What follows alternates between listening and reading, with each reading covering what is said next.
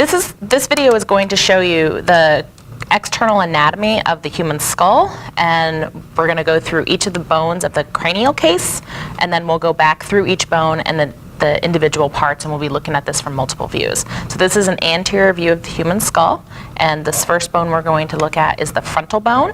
You can see the frontal bone here forming the upper portion of the orbit of the eye. If we turn the skull laterally, then we can see the temporal bone here, as well as one of our parietal bones.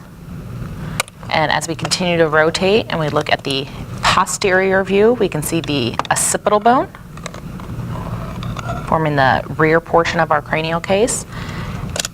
And then if we continue around, we can again see another temporal bone, as well as the parietal bone. And coming back to the anterior view, we again see that frontal bone here. Now, many of these bones have particular parts that you will need to know. So starting from our lateral view, we'll look at our temporal bone again.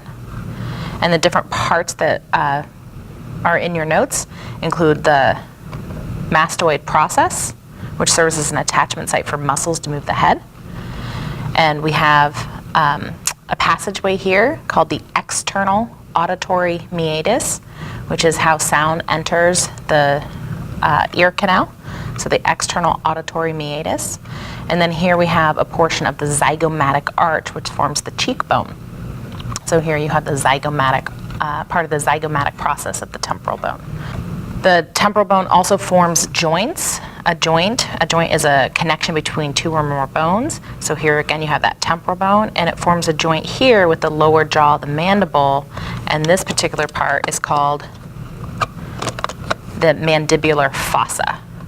And it forms a joint with a part of the mandible called the mandibular condyle. And you can see how that forms a joint that enables the jaw to move. Additionally, for our temporal bone, if we look at an inferior view of the skull, we have several passageways, one of which is called the carotid foramen, and you can see that in here. And then also the jugular foramen here. And the carotid foramen, which we have two, the carotid foramen is a passageway for the carotid artery that takes blood to the brain. And the jugular foramen, again two, one on either side, is a passageway for the vein leaving the brain back towards the heart, the jugular vein. If we continue around, again here is our lateral view. And then our posterior view, again you have your occipital bone.